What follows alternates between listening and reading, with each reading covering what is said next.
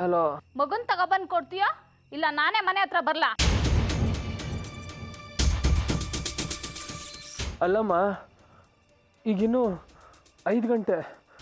ಇಷ್ಟೊತ್ತಿಗೆ ಫೋನ್ ಮಾಡಿದ್ಯಲ್ಲಮ್ಮ? ಎತ್ಕರಳಿಗೆ ಸಮಯ ಸಂದರ್ಭ ಮುಖ್ಯ ಆಗಲ್ಲ. ರಾತ್ರಿ ಪೂರ್ತಿ ಮಗು ನೆನ್ಸ್ಕೊಂಡು ನಾನು ಎಷ್ಟು ಒದ್ದಾಡಿದ್ದೀನಿ ಗೊತ್ತಾ? ಹಾಗಂತ ಇಷ್ಟೊತ್ತಿಗೆ ಫೋನ್ ಮಾಡ್ತಾರಾ? ಮಗು ಕೊಟ್ಟಿರೋರ್ಗೆ ಅಷ್ಟು ಅಧಿಕಾರ ಇಲ್ವಾ? ಮಗುನ್ ತಂದು ಕೊಡ್ತೀಯಾ ಇಲ್ಲಾಂದ್ರೆ ನಾನೇ ನಿಮ್ಮ ಅಕ್ಕನ ಮನೆ ಹತ್ರ ಬರ್ಲಾ? ಅಯ್ಯೋ, ನೀನು ಅಲ್ಲಿಗೋಗ್ಬೇಡ. ಯಾಕೆ? ಅಕ್ಕ ನಿನ್ನೆ ಸಂಜೆ ಮಗುನ್ ಕರ್ಕೊಂಡು ಇಲ್ಲೇ ಬಂದ್ಬಿಟ್ಟಿದ್ದಾಳೆ, ಇಲ್ಲೇ ಉಳ್ಕೊಂಡ್ಬಿಟ್ಟಿದ್ದಾಳೆ. ಹಾಗಾದ್ರೆ ನಿಮ್ಮನೆ ಹತ್ರನೇ ಬರ್ತೀನಿ. ಅಡ್ರೆಸ್ ಹೇಳು.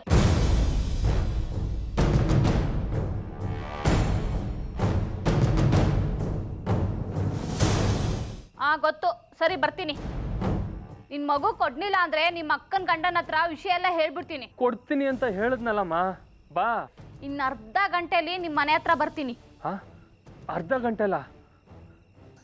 ಒಂಚೂರಾದ್ರೂ ಬೆಳಕರಿಲಿಮ್ಮ. ಒಂದು 7-7:30 ಹಂಗೆ ಬಾ. ಇಲ್ಲ ಇಲ್ಲ, ನಾನು ಬರ್ತಿದ್ದೀನಿ ಈಗ. ನೀನು ಇವಾಗ ಬಂದರೆ ಮಗು ಮಲ್ಕೊಂಡಿದೆ. ಸುಮ್ಮನೆ ಮಗುನ ಎಬ್ಬರಿಸ್ಬೇಕು, ಸುಮ್ಮನೆ ಗಲಾಟೆ ಆಗುತ್ತೆ ಇಲ್ಲಿ.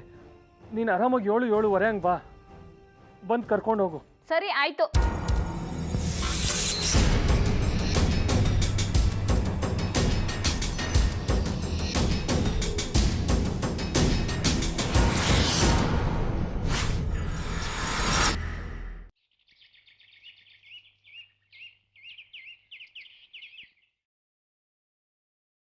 ದೇವ್ರೆ, ಸದ್ಯಕ್ಕೆ ಒಂದು ಗಂಡಾಂತರದಿಂದ ಪಾರು ಮಾಡಿದ್ಯಾ.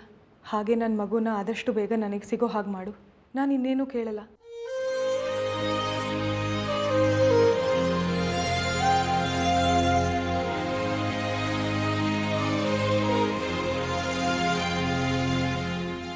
ಏನು ಜಾನ್ವಿ, ಏನೋ ವಿಶೇಷವಾದ ಪೂಜೆ ಮಾಡ್ತಿರೋ ಹಾಗಿದೆ? ಹೌದು ಬಸು, ಸಂತಾನ ಗೌಪ್ಯ ವ್ರತ ಮಾಡ್ತಾ ಇದ್ದೀನಿ. ಸಂತಾನ ಗೌಪ್ಯ ವ್ರತನ? ಏನು ಹಾಗಂದ್ರೆ ಯಾವ ಕಾರಣಕ್ಕೆ ಮಾಡೋದು? ಅದು ಸಂತಾನ ಗೌಪ್ಯ ವ್ರತ ಅಲ್ಲ, ಸಂತಾನ ಗೌರಿ ವ್ರತ. ಆ ಥರನೂ ಒಂದು ವ್ರತ ಇದೆಯಾ? ಸಂತಾನ ಲಕ್ಷ್ಮಿ ವ್ರತ ಗೊತ್ತು, ಸಂತಾನ ಗೌರಿ ನೋಡೋ ಶ್ರೀ, ನಿನ್ನ ಹೆಂಡ್ತಿನ ಈಗಷ್ಟೇ ಒಂದು ಮಗು ನಾಮಕರಣ ಮಾಡಿ ಮುಗಿಸಿದ್ದೀವಿ. ಅಷ್ಟು ಬೇಗಲೇ ಇನ್ನೊಂದು ಮಗು ಆಗಲಿ ಅಂತ ಸಂತಾನ ಗೌರಿ ವ್ರತ ಮಾಡ್ತಿದ್ದಾಳಂತೆ. ಹೌದಾ ಜಾನು? ಅದು ಇನ್ನೊಂದು ಮಗು ಆಗಲಿ ಅಂತ ಅಲ್ಲ ಶ್ರೀ, ಈಗಿರೋ ಮಗುಗೆ ಒಳ್ಳೇದಾಗಲಿ ಅಂತ. ಈಗ ವ್ರತ ಮಾಡೋಂಥದ್ದು ಏನಾಗಿದೆ ಜಾನು?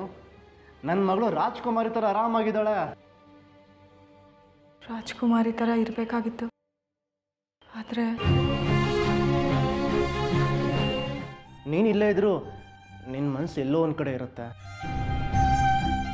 ನಮ್ಗಳಿಂದ ಏನಾದರೂ ತಪ್ಪಾಗಿದ್ರೆ ಅಥವಾ ನಿನಗೆ ಇಷ್ಟ ಆಗದಿರೋ ಥರ ನಾವೇನಾದರೂ ನೆಟ್ಕೋತಿದ್ದೀವಿ ಅಂತ ನಿನಗೆ ಅನಿಸಿದ್ರೆ ಅದನ್ನು ಧೈರ್ಯವಾಗಿ ಹೇಳು ಜಾನು.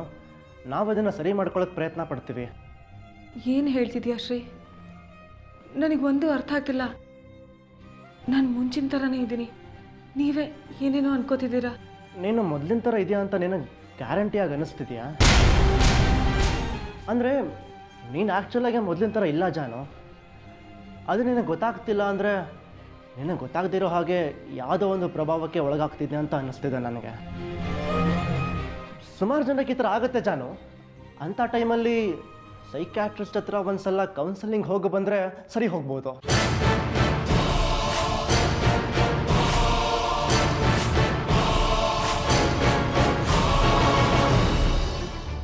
ನಾಳೆ ನಾಡಿದ್ರಲ್ಲಿ ಒಂದು ಸಲ ಕೌನ್ಸಲಿಂಗ್ ಹೋಗಿ ಬರೋಣ. ಶ್ರೀ, ನಿನ್ನ ದೃಷ್ಟಿಯಲ್ಲಿ ನಾನು ಹುಚ್ಚಿನ? ಅಯ್ಯೋ, ಹಾಗಲ್ಲ ಜಾನು. ಮತ್ತೇನೇನು? ಸೈಕ್ಯಾಟ್ರಿಸ್ಟ್ ಹತ್ರ ಹೋಗೋಣ ಅಂದರೆ ಇನ್ನೇನರ್ಥ? ಹಾಂ, ಸೈಕ್ಯಾಟ್ರಿಸ್ಟ್ ಹತ್ರ ಹೋಗೋರೆಲ್ಲ ಹುಚ್ಚರಲ್ಲ ಜಾನು. ಪ್ರತಿಯೊಬ್ಬ ಮನುಷ್ಯನು ಒಂದಲ್ಲ ಒಂದು ಟೈಮಲ್ಲಿ ಅವನು ಮೆಂಟಲಿ ಡಿಸ್ಟರ್ಬ್ ಆಗಿರ್ತಾನೆ. ಆ ಟೈಮಲ್ಲಿ ಅವನಿಗೆ ಯಾರಾದರೂ ಒಬ್ಬ ಸಮಾಧಾನ ಮಾಡೋಕ್ಕೆ ಇರಬೇಕು. ಈ ಸೈಕ್ಯಾಟ್ರಿಸ್ಟು ಅಂಥ ವಿಷಯದಲ್ಲಿ ಎಕ್ಸ್ಪರ್ಟ್ ಆಗಿರ್ತಾರೆ. ಹುಚ್ಚರಾದರೆ ಹುಚ್ಚಾಸ್ಪತ್ರೆಗೆ ಹೋಗ್ತಾರೆ. ನಾನೇನು ಕರೀತಿರೋದು ಹುಚ್ಚಾಸ್ಪತ್ರೆಗಲ್ಲ, ಸೈಕ್ಯಾಟ್ರಿಸ್ಟ್ ಹತ್ರ. ಎರಡೂ ಒಂದೇ ಶ್ರೀ. ನನಗೇನು ಗೊತ್ತಾಗಲ್ಲ ಅಂದ್ಕೊಂಡಿದ್ಯಾ? ನೀನಾದರೂ ನನಗೆ ಅರ್ಥ ಮಾಡ್ಕೊತೀಯಾ ಅಂದ್ಕೊಂಡಿದ್ದೆ. ನೀನು ನನಗೆ ಹುಚ್ಚಿ ಥರ ನೋಡ್ತೀಯ. ತುಂಬ ಥ್ಯಾಂಕ್ಸ್ ರೀ, ನನ್ನನ್ನು ತುಂಬ ಚೆನ್ನಾಗಿ ಅರ್ಥ ಮಾಡ್ಕೊಂಡಿದ್ಯಾ. ನಿನ್ನ ನಂಬ್ಕೊಂಡು ಬಂದಿದ್ದಕ್ಕೆ ಒಳ್ಳೆ ಮರ್ಯಾದೆ ಕೊಟ್ಟೆ. ಅಯ್ಯೋ ಜಾನು, ನಾನು ಹೇಳಿದ ಹಾಗಲ್ಲ. ನೀನು ಪ್ಲೀಸ್ ಬೇಜಾರು ಮಾಡ್ಕೋಬೇಡ. ನಿನಗೆ ಎಲ್ಲಿ ಏನಾಗ್ಬಿಟ್ಟಿದೆ ಅನ್ನೋ ಭಯದಲ್ಲಿ ಹಾಗೆ ಹೇಳಿದೆ ಅಷ್ಟೇ. ಆಯಿತು, ಬೇಡ ಬೇಡ, ಎಲ್ಲೂ ಹೋಗೋದು ಬೇಡ. ನೀನು ಸಮಾಧಾನವಾಗಿರೋ, ಏನೂ ಆಗಲ್ಲ. ಹಾಂ, ಓಕೆ, ಸಾರಿ. ಹಾಂ, ಸಾರಿ ಸಾರಿ.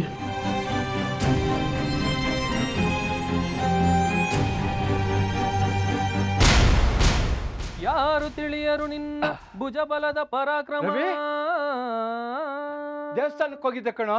ಸಮರದೋ ಜಾನುಗೋ ಆರ್ಜಿಸಿ ಆ ಮಗುನ ಹೆಸರಿಗೆ ಅರ್ಚನೆ ಮಾಡಿಸ್ಕೊ ಬಂದೆ ಕಣೋ. ಗಳ ಮರ್ಮ ಅವಳು ಏನಾದ್ರು ಸಿಕ್ಕದ್ಲೇನೋ? ಏನಂದ್ಲು?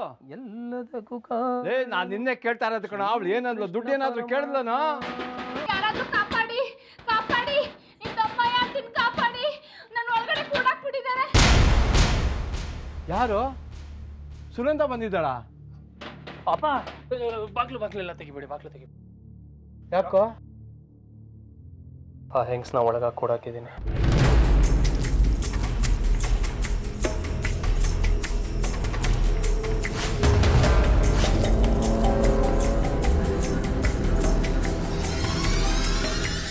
ಏನು ಏನು ಕೂಡಾಕಿದೀಯಾ?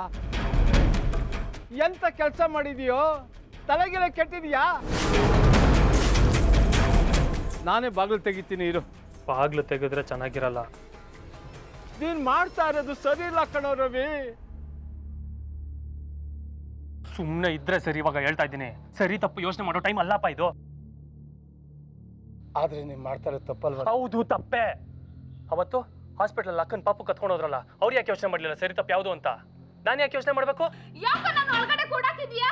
ಹೊರ್ಗಡೆ ಬಿಡೋ, ತೆಗಿಯೋ ಬಾಕ್ಲು, ತೆಗಿಯೋ ಬಾಕ್ಲು. ಸುಮ್ಮನೆ ಇದ್ರೆ ಸರಿ. ಇವಾಗ ಹೇಳ್ತಾ ಇದ್ದೀನಿ, ಒಳಗ್ ಬಂದ್ರೆ ಚೆನ್ನಾಗಿರಲ್ಲ. ಬರ್ರ ಒಳಗೆ.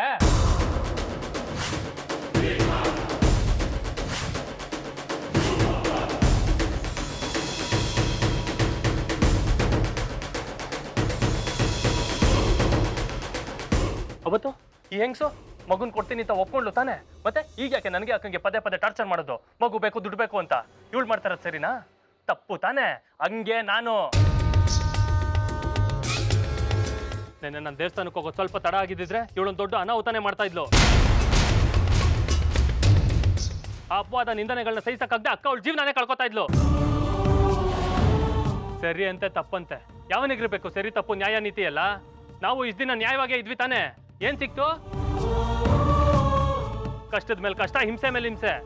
ಹೇಳ್ರಿ. ಲೋ ರವಿ, ಆತರದ ಕೈಗೆ ಬುದ್ಧಿ ಕೊಡ್ಬೇಡ. ಒಂದು ಹೆಂಗಸನ್ನ ಈ ರೀತಿ ಕೂಡಾಕೋದು ಒಳ್ಳೇದಲ್ಲ ಕಣೋ. ಈ ಸಮಸ್ಯೆಯಿಂದ ಪಾರಾಗೋದಕ್ಕೆ ಬೇರೆ ಏನಾದರೂ ಮಾರ್ಗ ಇದೆ ಅಂತ ಯೋಚನೆ ಮಾಡೋ. ಪಾಪ ಅವಳು ಅವಳ ಮಗುಗೋಸ್ಕರ ಹಂಬಲಿಸ್ತಾ ಇರೋ ತಾಯಿ ಅಲ್ವನು?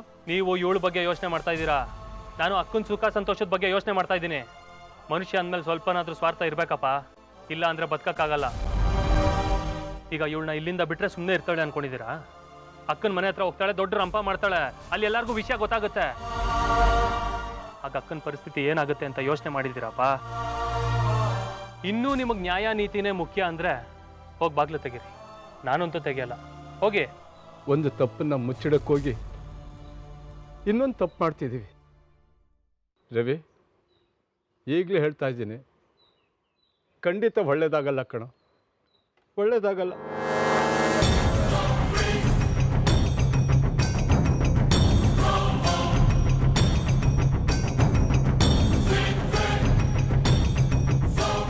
ಅಲ್ಲ, ಮೊನ್ನೆ ನಿಮಗೆ ಹುಷಾರಿಲ್ಲ ಅಂತ ಹೇಳಿದ್ರಲ್ಲ, ಅದಕ್ಕೆ ಕೇಳಿದೆ. ಆಗ ಹುಷಾರಿರ್ಲಿಲ್ಲ, ಈಗ ಹುಷಾರಾಗಿದ್ದೀನಿ. ನನ್ನ ಕೂಡಾಕ್ಬಿಟ್ಟಿದ್ದಾರೆ, ಕಾಪಾಡಿ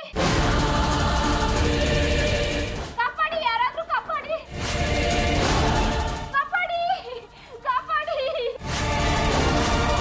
ಯಾರದು ಯಾರದು ಒಳಗೆ ಕೂಗ್ತಿರೋದು?